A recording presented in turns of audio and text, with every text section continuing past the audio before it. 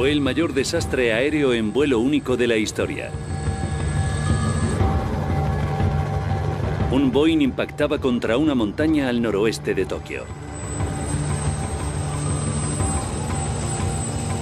520 personas, entre pasajeros y tripulación, morían entre una maraña de metal. Con más de 600 747 en servicio, los investigadores tenían una gran presión para descubrir la causa del accidente. Si no tenían la respuesta rápido, podía volver a ocurrir.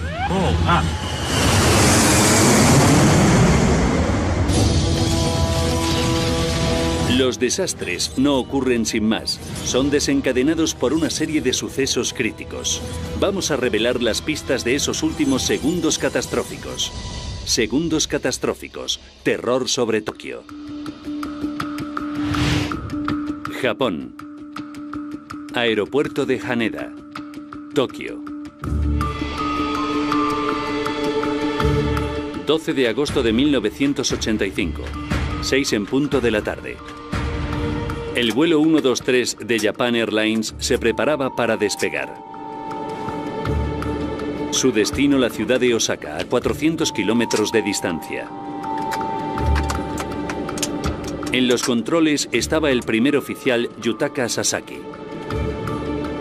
Observándole muy de cerca se encontraba Masami Takahama, uno de los capitanes de formación con más experiencia de la aerolínea.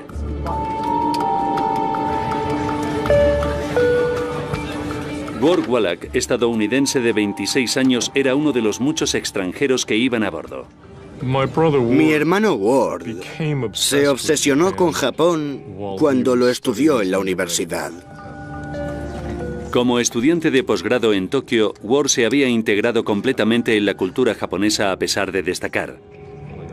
Ward hacía que sus amigos japoneses parecieran diminutos. Se parecía a Christopher Reeves. Se parecía a Superman.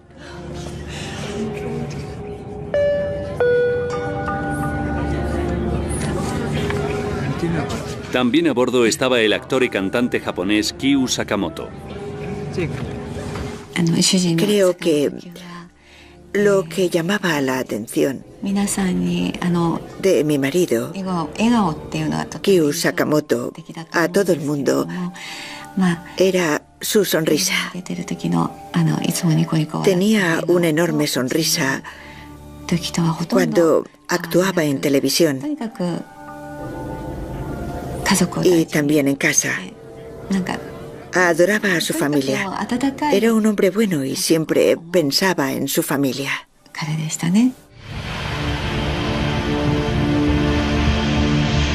6 y 12 minutos de la tarde. La torre del aeropuerto de Haneda daba autorización al vuelo 123 de Japan Airlines para despegar. Las condiciones climatológicas eran buenas. La tripulación esperaba un vuelo corto y rutinario. El Boeing 747 empezó a ascender hasta una altitud de crucero de 24.000 pies.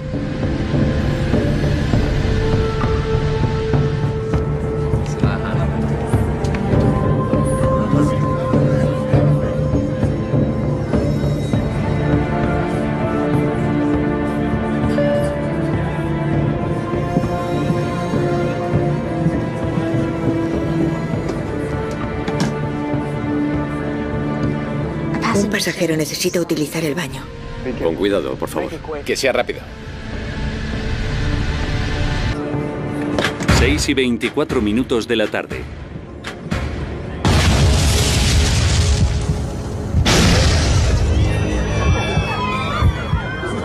Dos explosiones sacudían el avión.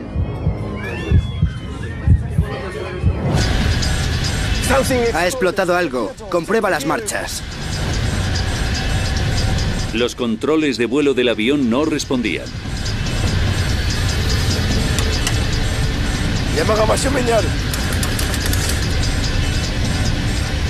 La tripulación intentaba desesperadamente averiguar qué pasaba.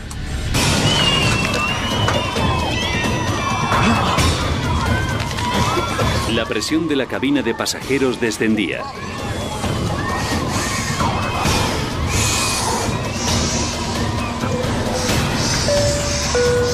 Atención, descenso de emergencia. Pónganse las mascarillas en la cara. Abróchense los cinturones. Apaguen los cigarrillos.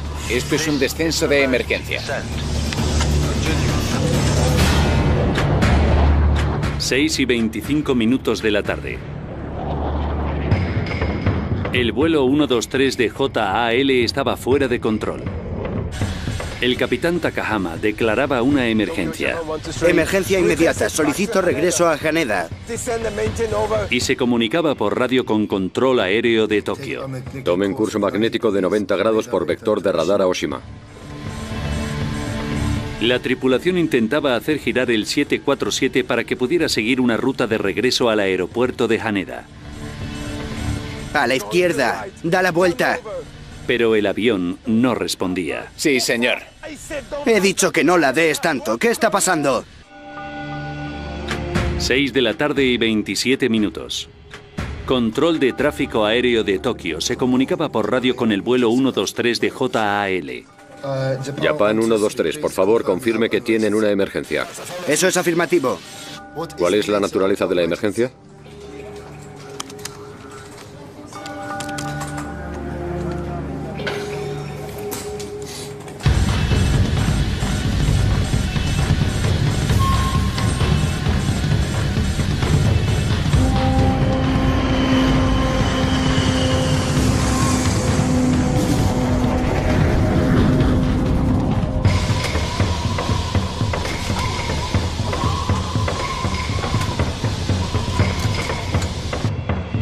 Seis y 28 de la tarde.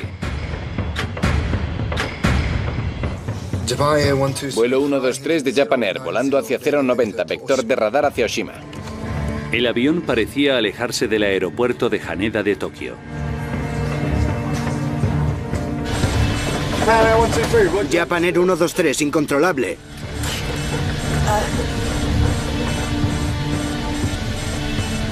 Japan Air 123, incontrolable. 6:31 de la tarde. Desde Tokio le sugerían dirigirse al aeropuerto de Nagoya, que estaba más cerca, a 133 kilómetros de distancia. Su posición, 72 millas de Nagoya. ¿Puede aterrizar en Nagoya? No, negativo. Solicito destino en Haneda. La tripulación prefería la pista de aterrizaje más larga del aeropuerto de Haneda de Tokio.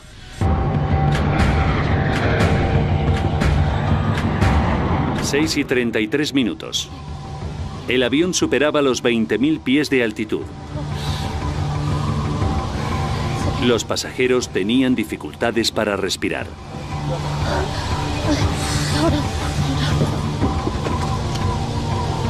Hay daños en la parte de atrás. No sé qué hacer. La gente no puede respirar. Capitán, las mascarillas de oxígeno no funcionan. Será mejor que descendamos. Los pilotos intentaban hacer descender el avión para aumentar los niveles de oxígeno de la cabina. Picado, picado. Sí, señor. Picado, usa las dos manos. 6:38 de la tarde. ¿Y si reducimos velocidad? Para crear resistencia y reducir la velocidad del 747, la tripulación redujo su velocidad de descenso, pero un descenso controlado era imposible.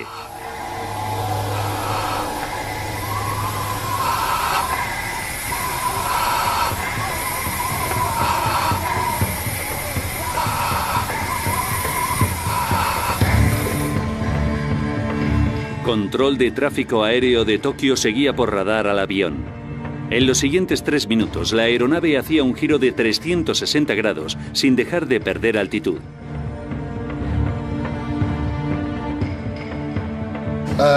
¿Puede controlar el avión ahora? Japan Air 123, incontrolable. Japan Air 123, recibido. Entendido. ¿Quiere contactar con Haneda? Puede que no sirva de nada.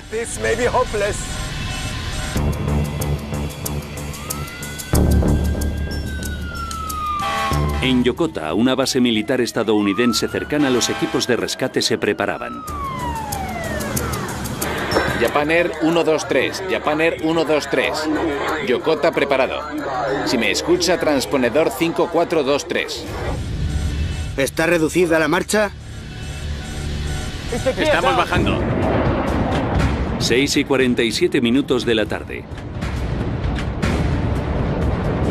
El avión había descendido a 7000 pies. Pero con muy poco control de la dirección, los pilotos se enfrentaban a nuevos peligros. Hay una montaña ahí delante.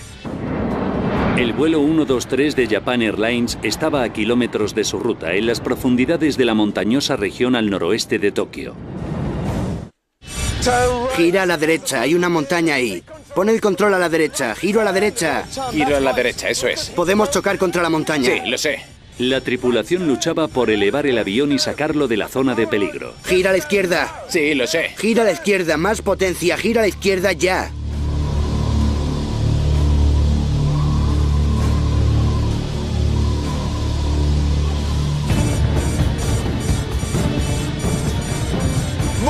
Gira a la izquierda, más potencia, más potencia.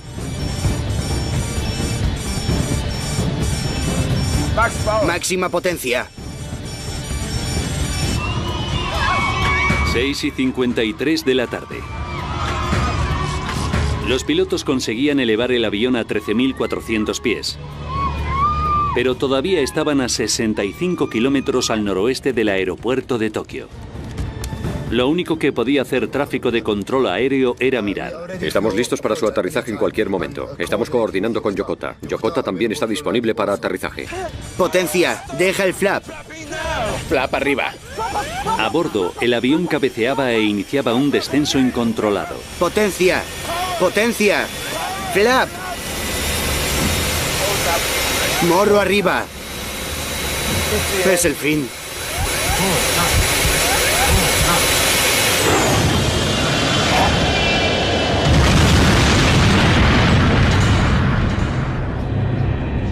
Japan Airline 123, ¿me recibe? Japan Airline 123, ¿me recibe? El avión desaparecía del radar. Japan Airline 123, ¿me recibe?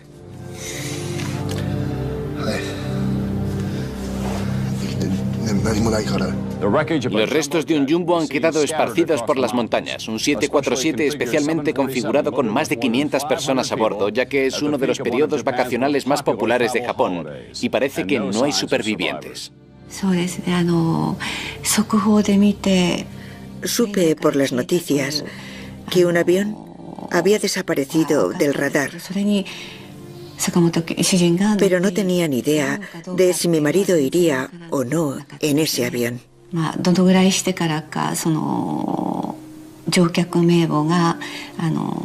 No recuerdo cuando dieron la lista de pasajeros, cuando la comunicaron por televisión.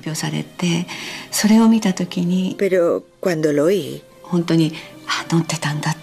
supe de inmediato que iba en ese vuelo. Y no sé cómo podría describirlo.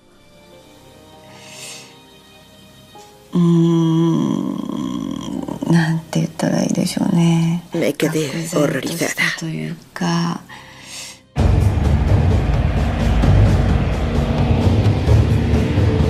A los 18 minutos de desaparecer el avión, un C-130 de las Fuerzas Aéreas estadounidenses localizaba los restos en la cumbre del monte Osutaka, a 100 kilómetros al noroeste de Tokio.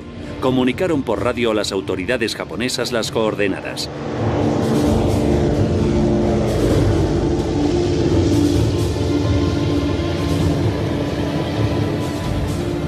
Los Estados Unidos ofrecieron asistencia militar, pero los japoneses decidían hacer las tareas de rescate solos.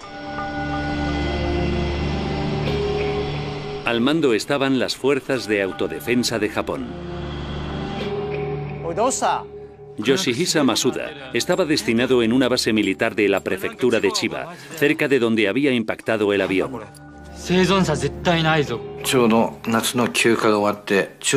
Acababa de volver a la base de mis vacaciones de verano y la base estaba muy alborotada. Le pregunté a un compañero que qué pasaba y me dijo que no sabía dónde estaba el vuelo de JAL. La noche del accidente del avión, la base estaba en alerta porque se pensaba que tendríamos que ir para allá.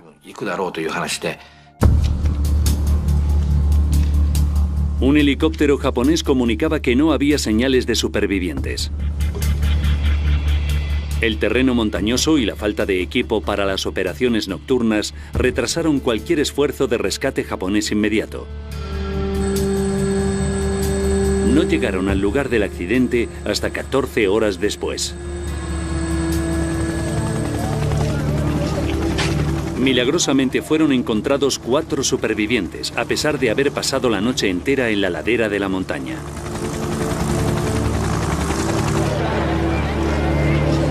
Pero murieron 520 personas, entre los que estaban Kyu Sakamoto y Ward Wallach.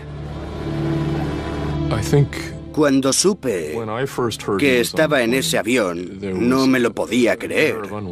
Quiero decir, Ward estaba lleno de vida. Era joven y no tenía que pasarle una cosa así.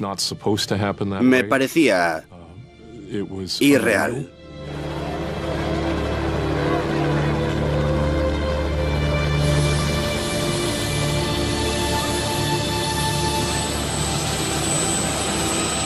Poco después del accidente, los supervivientes recordaban oír durante la noche los gritos de los pasajeros entre los restos antes de morir. Los médicos que se trasladaron al lugar de los hechos confirmaron que algunas de las lesiones no hubieran sido fatales de haber recibido ayuda antes. Por supuesto, supimos después que las operaciones de rescate no se iniciaron de inmediato ese día.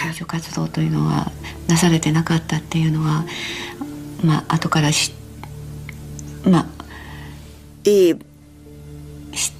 deberían haberse puesto en marcha de inmediato. Porque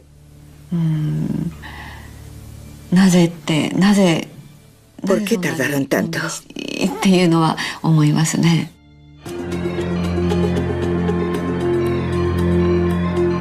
Ahora, repasando los hechos y profundizando en la investigación oficial, podemos revelar qué hubo detrás del mayor accidente aéreo en vuelo único de la historia de la aviación.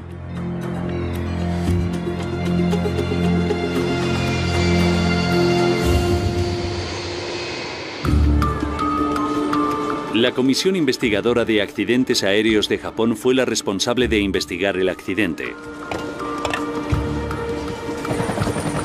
Tal y como determina la legislación japonesa, la policía tuvo que realizar una investigación criminal paralela.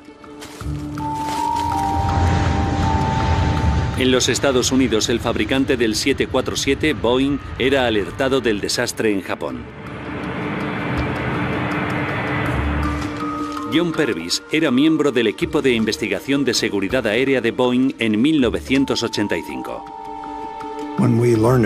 Cuando supimos lo que había pasado y nos dimos cuenta de que era un 747, nos preocupó, como a todo el mundo, que este accidente pudiera acabar con la reputación de la aeronave, porque en esa época era el avión comercial más grande. Con las vidas de millones de pasajeros en juego, la Junta Nacional de Seguridad del Transporte de los Estados Unidos, o NTSB, quería saber por qué había fallado este avión construido en América.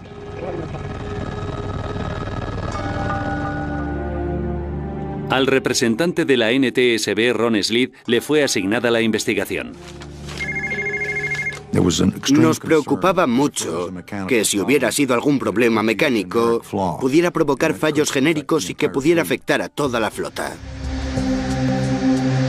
Un equipo de investigación de ingenieros de Boeing y miembros de la NTSB se trasladaban a Japón.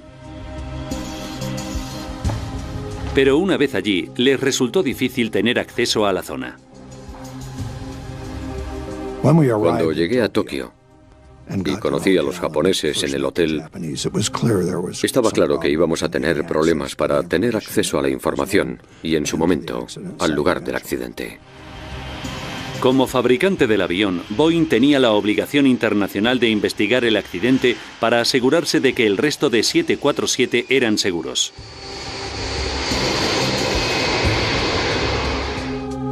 Sin embargo, como este vuelo, el 123 de JAL, era un vuelo doméstico, la normativa internacional no era así en 1985. Y no tuvimos acceso automático al caso. Tuvimos que pedir permiso para desplazarnos y trabajar con el equipo japonés. Mientras los estadounidenses esperaban el permiso de la policía para acceder al lugar del accidente, el equipo de investigación japonés compartió con ellos las grabaciones de voz de la cabina del vuelo 123 de JAL. Ha explotado algo. Pudimos oír una explosión en la grabación. En realidad, dos grandes explosiones, una justo después de la otra. Es el fin.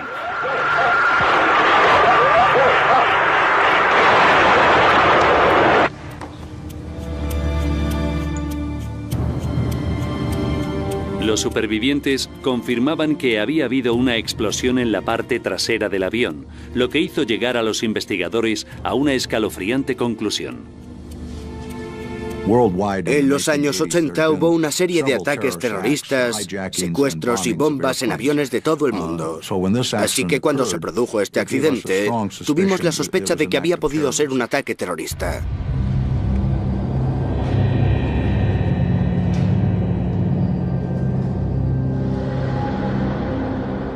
Teníamos muchas sospechas de que podía haber sido una bomba. Aparecían más pruebas que indicaban que podía haberse producido una detonación de bomba en la bahía de Sagami, a 153 kilómetros al sur del lugar del accidente. Unos marineros japoneses descubrían un enorme trozo del avión. Una de las primeras cosas que nos enseñaron fue la aleta vertical o la cola de avión que había caído al mar al sur de Tokio, justo en la trayectoria del avión. Y eso indicaba que el avión había tenido un problema catastrófico mucho antes de llegar al lugar del accidente. Una fotografía tomada durante los últimos minutos del vuelo 123 de JAL confirmaba las sospechas de los investigadores. Evidentemente, faltaba la cola.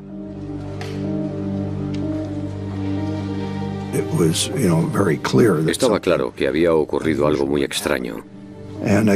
Y a eso se añadía nuestra teoría de que podía tratarse de una bomba.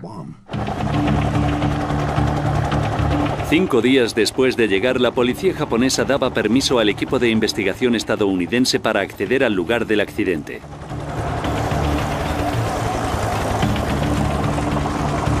Gracias a unos helipuertos improvisados, los helicópteros podían aterrizar en el remoto monte Osutaka, al norte del monte Fuji.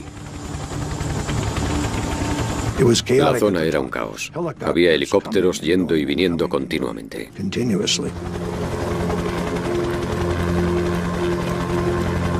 Los investigadores empezaron a buscar entre los restos del vuelo 123 de JAL componentes estructurales importantes. Una de las cosas que hacen los investigadores es buscar lo que llamamos 4 esquinas del avión, es decir, el morro, los extremos de las alas y la cola.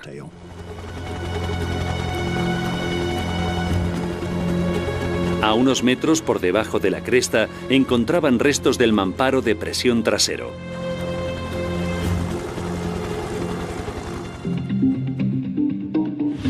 Esta estructura circular se compone de una serie de placas de metal superpuestas con hileras de remaches.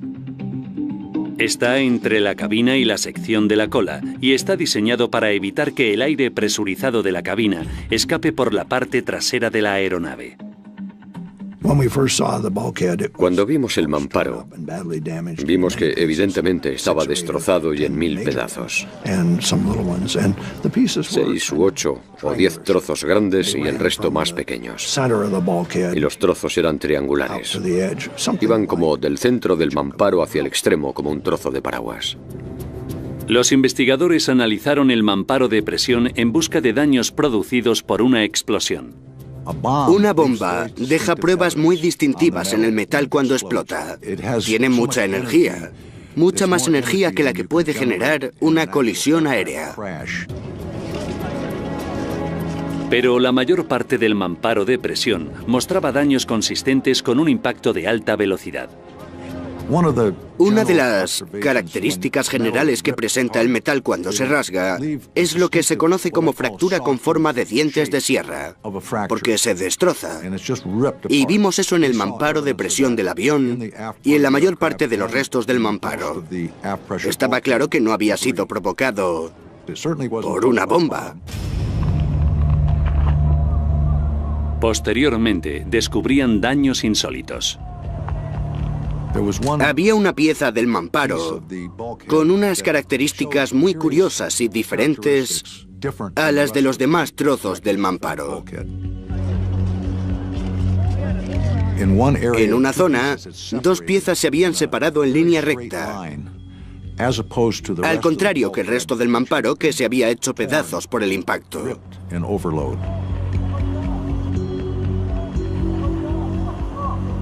Pero estas se habían separado de forma diferente y yo quería ver por qué. El equipo quería examinar la sección del mamparo en el laboratorio. Pero la policía les denegó el permiso ya que su investigación para determinar si era un acto criminal estaba todavía en curso. Porque en Japón, una investigación criminal tiene prioridad sobre una investigación de seguridad. Y esto hizo más difícil que el equipo de seguridad tuviera acceso al lugar del accidente para recabar otro tipo de datos, como los restos que se habían separado de la aeronave. Complicó y retrasó parte de la investigación de seguridad porque los investigadores criminales estaban a cargo. El equipo ideó una ingeniosa manera para resolver el problema. Boeing ideó un procedimiento para tomar réplicas de las superficies fracturadas, básicamente con una cinta adhesiva, que se ponía en la superficie de rotura sin dañar la superficie de rotura. Tomaba una réplica de la fractura que podía ser examinada posteriormente en el laboratorio. Los investigadores examinaron las muestras de cinta adhesiva y los bocetos del mamparo de presión que presentaban daños poco comunes. Parecía que una de las placas se había fracturado por la línea de ribetes que la unía a la siguiente placa.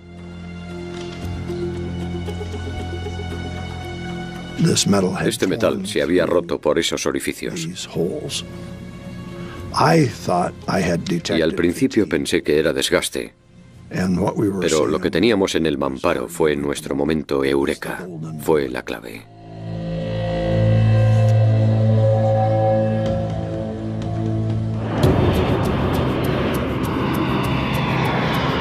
Habiendo detectado las reveladoras muestras de fatiga de metal, los investigadores necesitaban saber qué la había causado. También debían averiguar si se trataba de un incidente aislado o de un problema que podría derribar a los más de 600 747 que había en servicio por entonces. El equipo de investigación analizó la historia del avión. Descubrían que el avión había estado involucrado en una ocasión en un inusual accidente. Averiguaron que en 1978 en el aeropuerto de Osaka el piloto del avión había aterrizado con el morro demasiado alto. La cola había tocado tierra y se había arrastrado por la pista. El mamparo de presión trasero sufrió daños y fue reparado.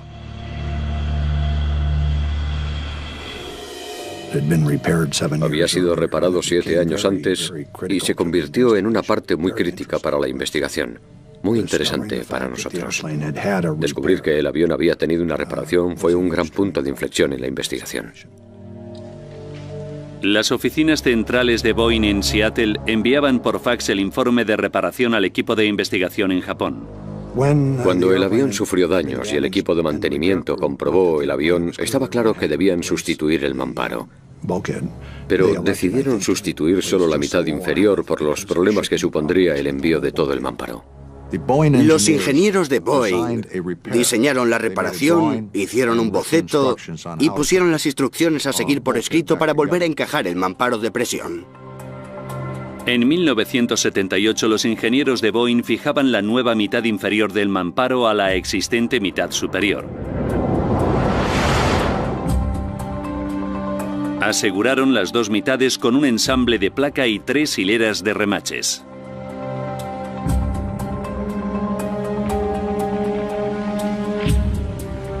Como la fractura de metal fue por la hilera de remaches, la sospecha de los investigadores caía sobre la unión entre la placa y las dos mitades del mamparo. El equipo calculó qué ocurriría si en la reparación se usaron menos remaches de los necesarios. Una de las posibilidades que consideramos durante nuestras discusiones fue: ¿y si la reparación del mamparo fue defectuosa? Uno de los miembros del equipo hizo un cálculo matemático que determinaba que el mamparo permitiría efectuar alrededor de 11.000 despegues.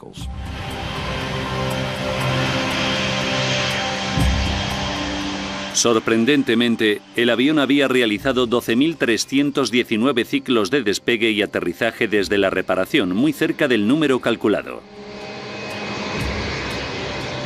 Fue un gran paso adelante. Una reparación defectuosa del mamparo podía estar detrás del mayor desastre aéreo en un vuelo único de la historia. Ahora los investigadores necesitaban pruebas concluyentes para demostrar su teoría. La policía japonesa de nuevo les daba permiso para acceder al lugar del accidente y poder examinar más exhaustivamente los restos. Así que fuimos directos a la zona del mamparo de presión, que tenía lo que yo consideraba una fractura curiosa. Descubrimos que la reparación no se había realizado correctamente. Durante el proceso, había un sitio donde tenían que poner una placa de empalme y se había hecho mal. Los investigadores descubrieron que la placa de empalme de los restos tenía un tamaño incorrecto. Parecía que para hacerla encajar, los ingenieros no habían seguido las instrucciones de reparación. La placa de empalme había sido cortada en dos. La parte más angosta había sido fijada con una única hilera de remaches. La parte más ancha de la placa con una hilera doble. Eso hacía que esa sección de la placa tuviera solo un 70% del total de resistencia que hubiera tenido de otra manera. Por la defectuosa reparación, solo una hilera de remaches había soportado la mayoría de fuerzas durante cada ciclo de despegue y aterrizaje. Durante cada ciclo, el mamparo se había estirado y contraído como si de un globo se tratara. Se habían formado pequeñas grietas alrededor de los remaches de la placa.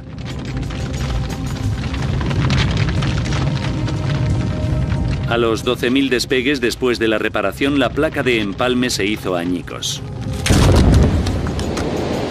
La alta presión del aire de la cabina se disparó por los orificios, rompiendo el mamparo y haciéndolo explotar. Este fallo fue lo que se oyó como primera explosión, cuando el aire de alta presión de la cabina de pasajeros reventó el mamparo. Los investigadores querían saber ahora la razón de la segunda explosión. Tras el descubrimiento de los restos en la bahía de Sagami, sabían que el vuelo 123 de JAL perdió su aleta de cola a los 12 minutos de despegar.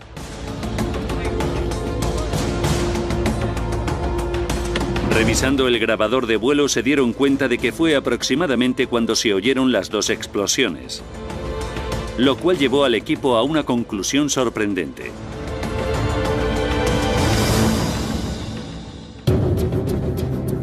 Cuando el aire a alta presión atravesó el defectuoso mamparo y llegó a la sección de la cola, arrancó la aleta de cola. Durante el diseño del 747, no anticipamos que la aleta de cola se podía arrancar, ni que un mamparo de presión podía reventar. No fue algo que pensáramos que podía pasar. El equipo de investigación debía averiguar cómo un mamparo que reventó y una aleta de cola perdida habían hecho que los pilotos perdieran el control y estrellaran el avión.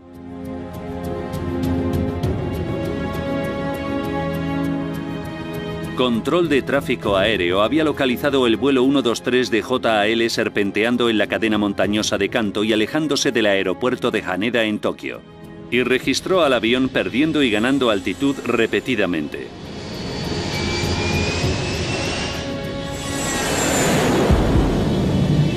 Trazando la trayectoria de vuelo del avión, los investigadores reconocieron un ciclo que les era familiar, un tipo de ciclo aeronáutico llamado fugoide. A medida que el vuelo 123 empezaba a caer en picado, aceleró. El aumento de velocidad genera elevación, y cuando el avión se eleva, pierde velocidad haciendo que vuelva a caer en picado.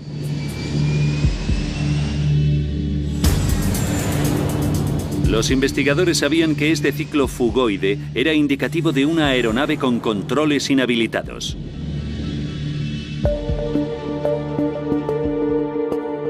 Los cuales son críticos para ladear y controlar la altitud del avión. El timón fijado a la aleta de cola controla el viraje, el ángulo en el que el avión avanza por el aire.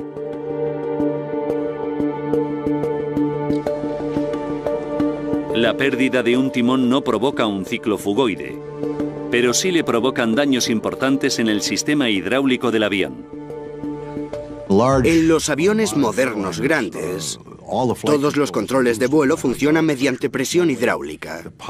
Es imposible que el piloto tenga suficiente fuerza para mover los controles de vuelo con cables y poleas como antiguamente. Así que los controles de vuelo funcionan gracias a los sistemas hidráulicos. El equipo descubrió que los sistemas hidráulicos del vuelo 123 de JAL sufrieron graves daños durante la explosión del mamparo.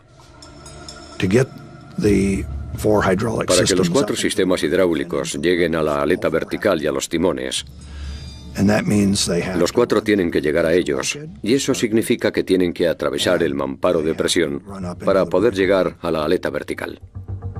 Cuando la aleta de cola se separó del fuselaje, se rompieron las 4 líneas hidráulicas y el avión se paralizó. Cuando perdieron la aleta de cola y los sistemas hidráulicos, los pilotos pudieron mínimamente controlar el avión con la potencia del motor. La aeronave siguió volando en círculos, elevándose y descendiendo, prácticamente fuera de control. Esto explicaba por qué el avión había volado en ciclo fugoide. ¿Por qué la tripulación había tenido una dificultad extrema para controlar el descenso del avión?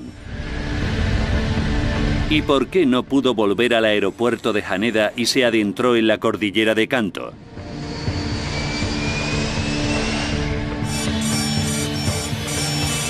La única opción de la tripulación fue acelerar para intentar maniobrar el avión haciendo funcionar cada motor por separado.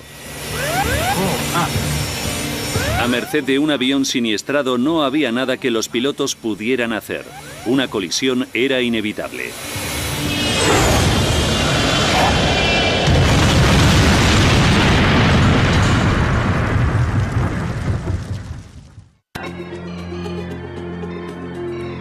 Tras ahondar en la investigación, ahora conocemos los sucesos que causaron el mayor desastre aéreo en vuelo único de la historia de la aviación.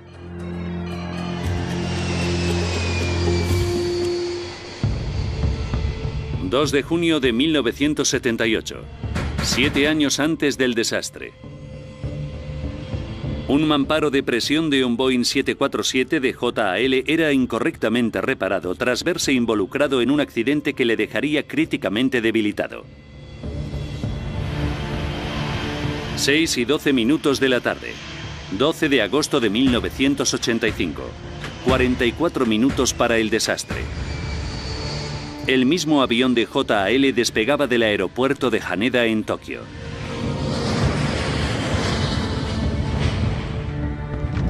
A medida que se presurizaba la cabina, pequeñas grietas del reparado mamparo empiezan a extenderse.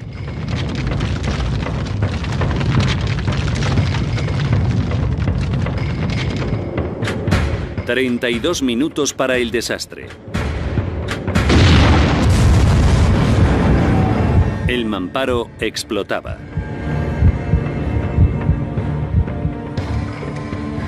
El aire presurizado se disparaba a la sección trasera del avión, arrancando la aleta de cola y cortando las líneas hidráulicas.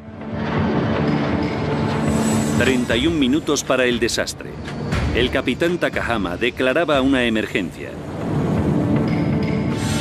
Los pilotos intentaban maniobrar el avión sin saber que los controles de vuelo básicos estaban inhabilitados.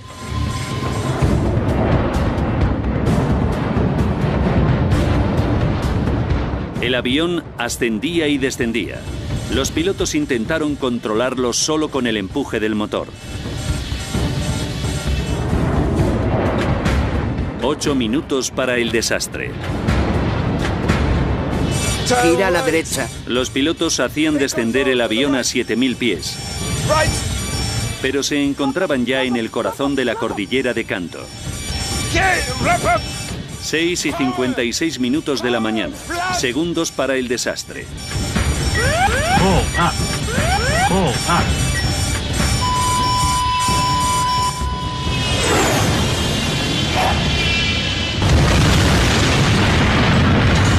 Pero la tragedia no había terminado. Los testimonios de un superviviente revelaban que otros también sobrevivieron al impacto.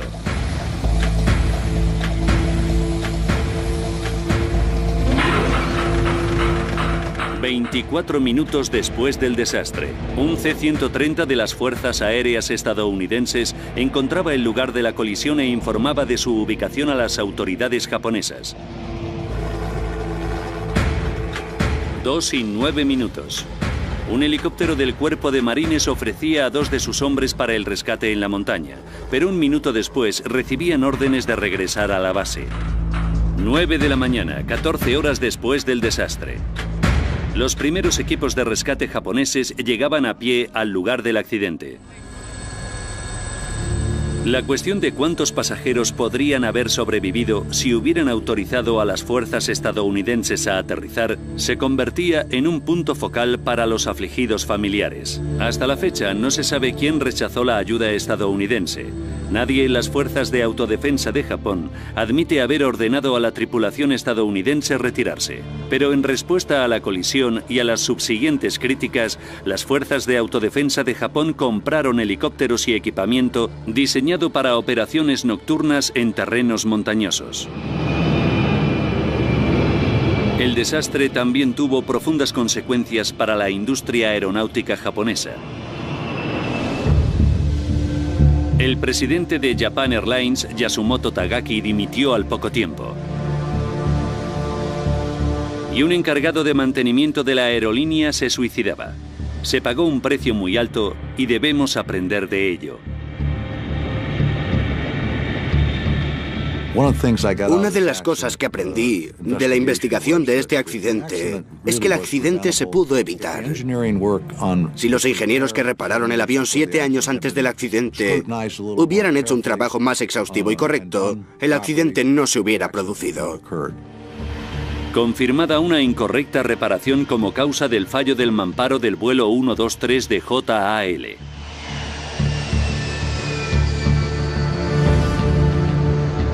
La compañía cambió sus procedimientos para que las reparaciones importantes fueran inspeccionadas antes de implementarse y fueran revisadas por una segunda persona. Actualmente se hacen revisiones regulares para detectar cualquier signo de fatiga de metales. Para reducir la vulnerabilidad de los sistemas hidráulicos del 747, se ha añadido una válvula a la línea que controla 2 de los elevadores del avión y el timón inferior. Si esta línea falla, el control del avión sigue siendo posible. Creo que este accidente enseñó a la industria de la aviación muchas cosas. Cosas sobre el diseño del avión y su mantenimiento. Fue muy importante para mejorar la seguridad de la aviación de todo el mundo. Japan Airlines no admitió ser responsable del accidente, pero ofreció compensaciones. El 90% de los familiares de las víctimas llegaron a un acuerdo con la aerolínea para evitar ir a juicio. Pero ni las compensaciones ni las mejores medidas de seguridad sirvieron de consuelo a los afligidos familiares. Creo que había un sentimiento entre todas las víctimas, pero sobre todo en mi familia, de que se había hecho algo mal, que se había podido evitar, que no tenía que haber pasado.